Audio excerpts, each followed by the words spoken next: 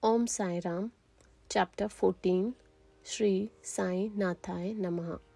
Ruttonji, Wadia of Nanded, Saint Moulisaheb, Dakshina, Mimansa. In the last chapter, we described how Baba's word and grace cured many incurable diseases. Now we shall describe how Baba blessed Mr. Ruttonji Wadia with a child. The life of this saint is naturally sweet in and out. His various doings, eatings, walking, and his natural sayings are also sweet. His life is bliss incarnate. Sai gave it out as a means of his devotees' remembrance to him. He gave them various stories of duty and action, which ultimately led them to true religion.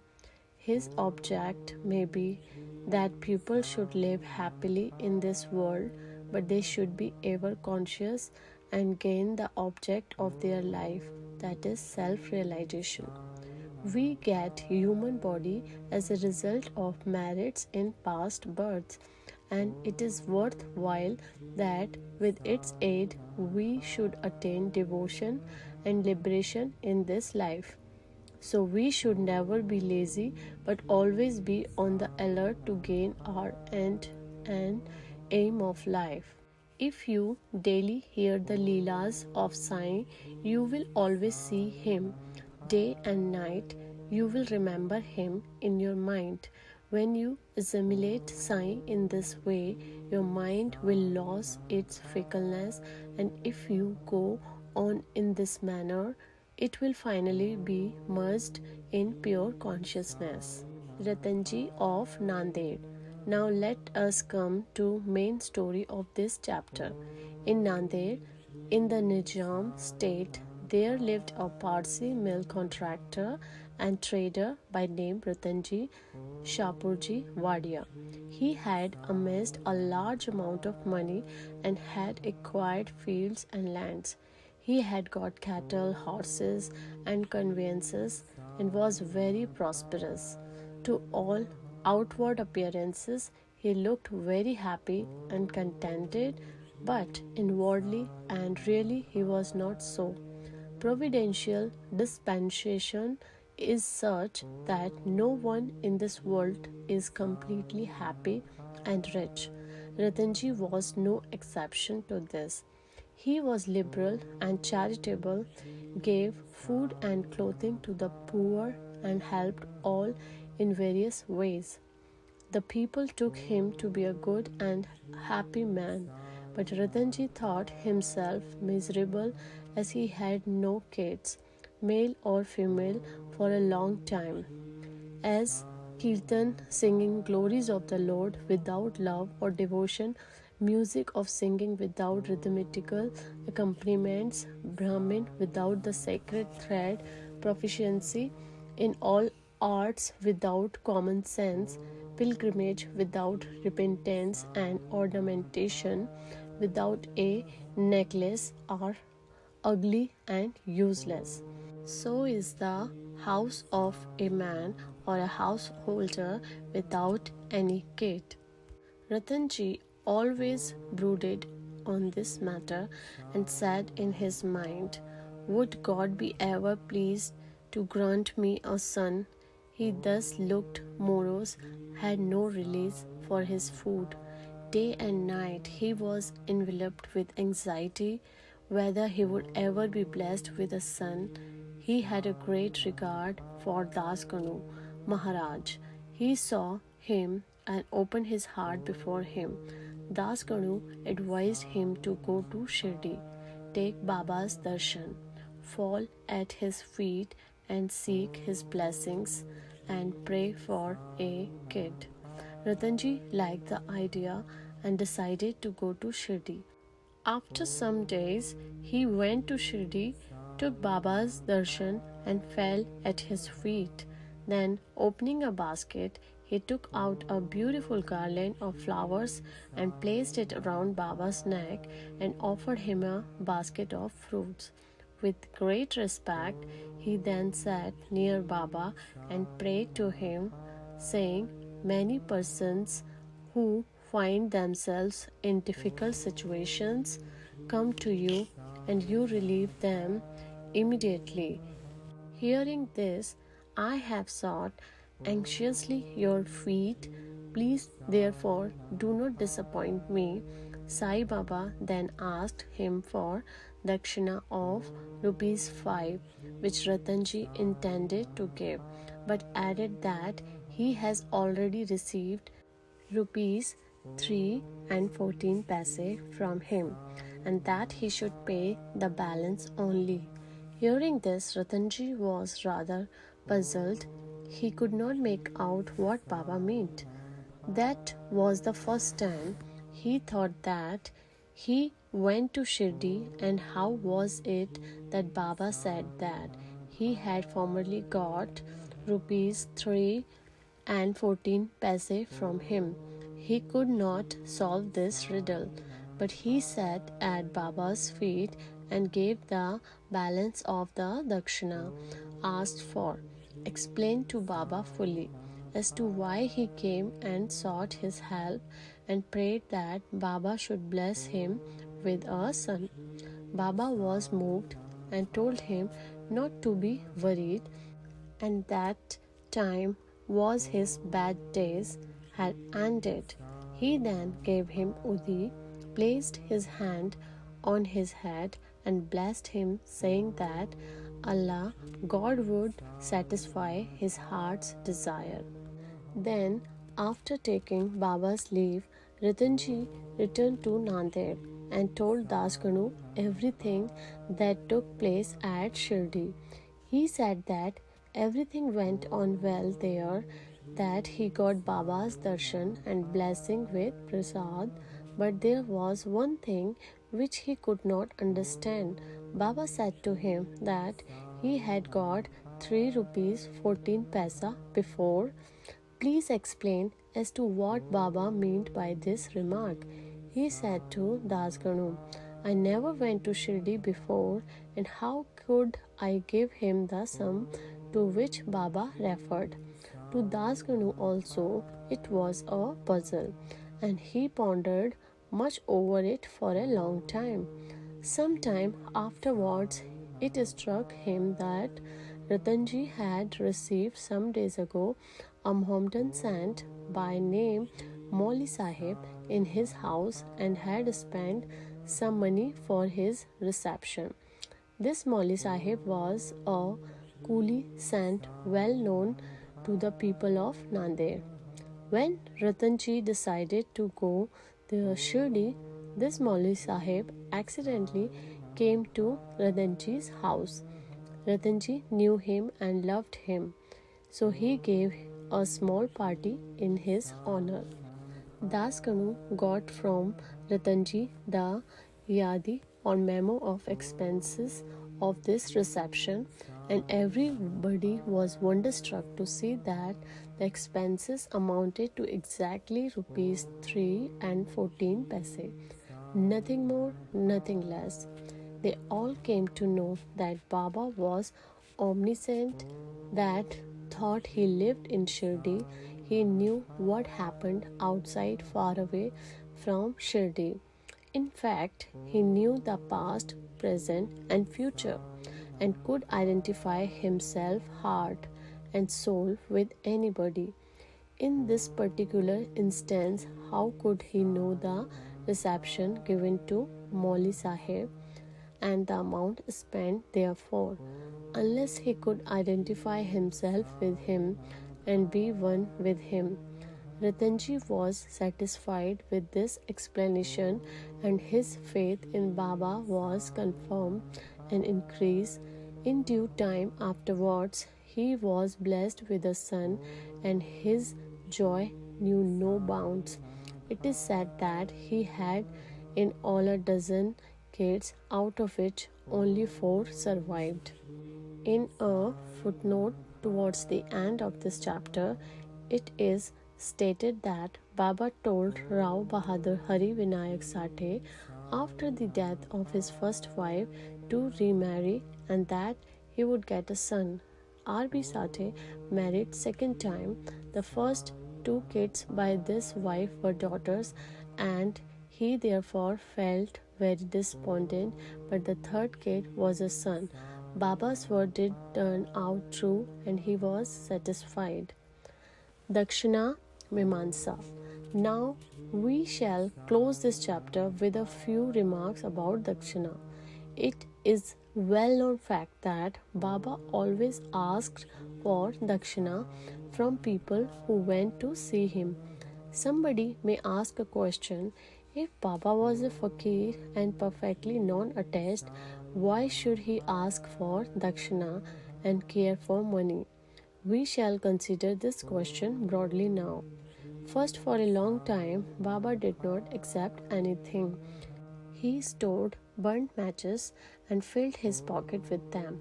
He never asked anything from anybody, whether he be a devotee or otherwise. If anybody placed before him a paisa or two, he purchased oil or tobacco. He used to take some time, beedi or chilim, an earthen pipe.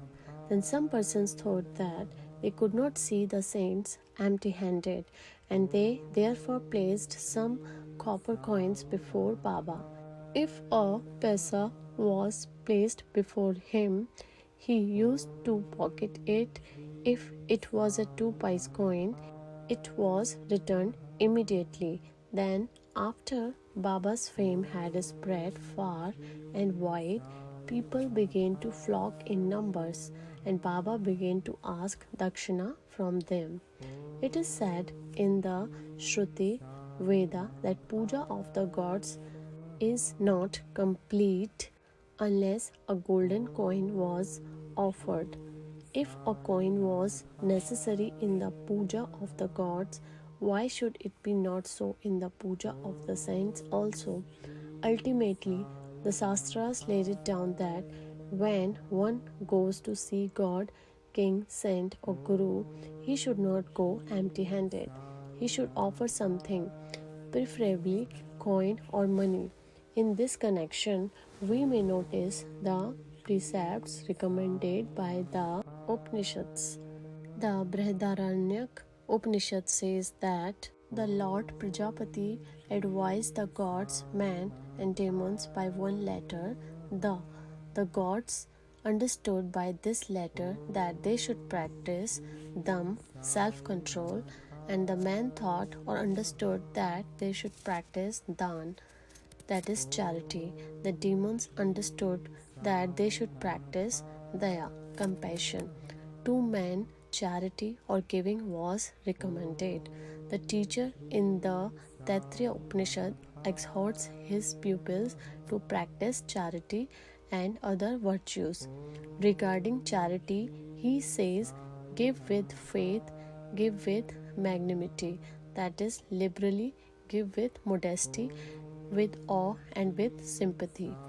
In order to teach the devotees the lesson of charity and to remove their attachment to money and thus to purify their minds, Baba extracted Dakshina from them. But there was this peculiarity, as Baba said, he had to give back 100 times more of what he received. There are many instances in which this has happened.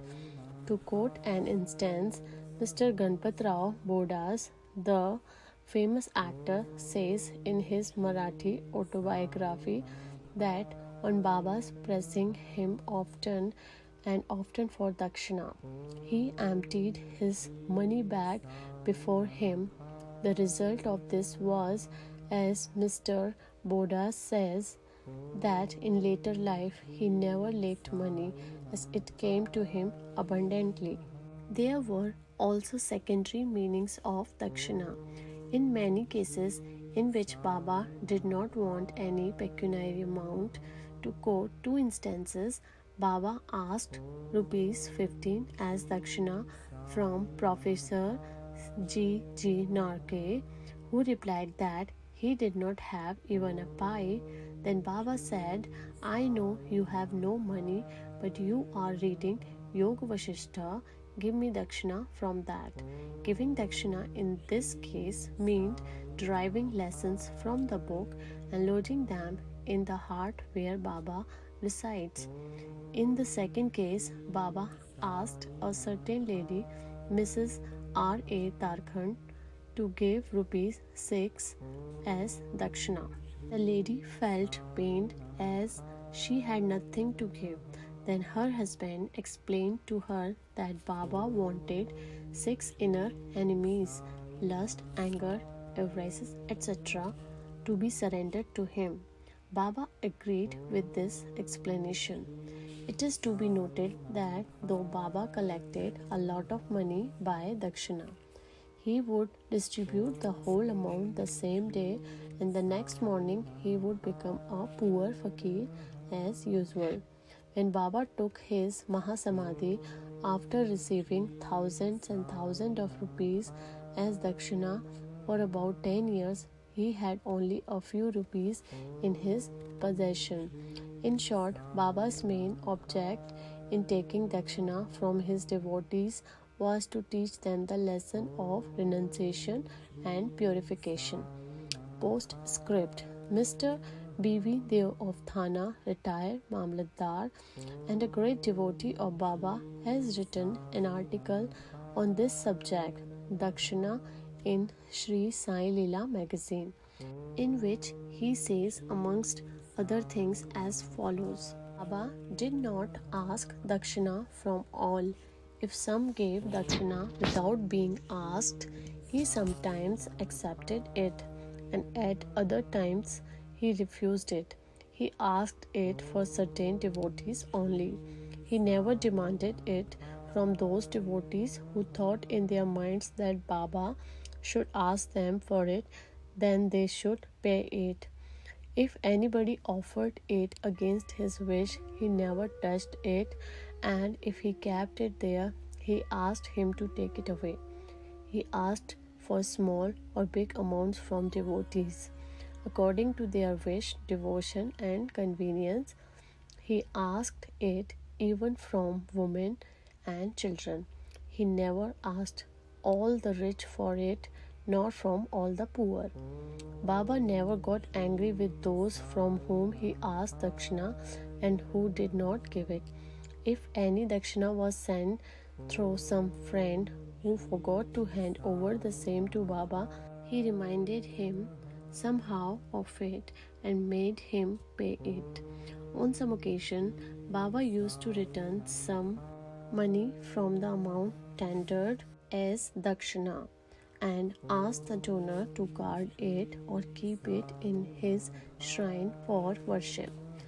This procedure benefited the donor or devotee immensely.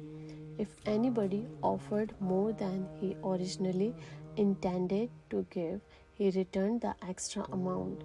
Sometimes he asked more Dakshina from some than what they originally intended to give, and if they had no money, asked them to get or borrow from others.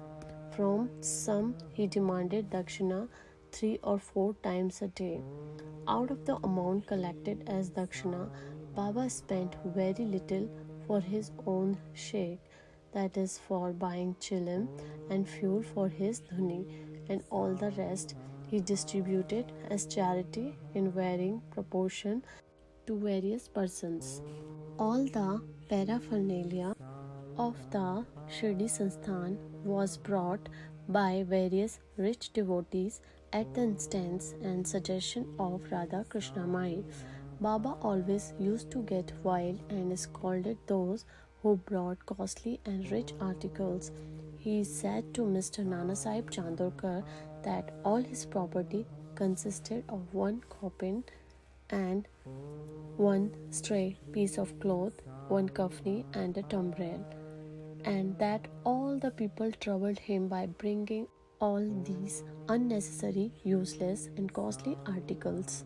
For any man, woman, and wealth are the two main obstacles in the way of our paramartha, that is spiritual life. and Baba had provided in Shri 2 institutions, that is Dakshina and Radha Krishna Mai's house.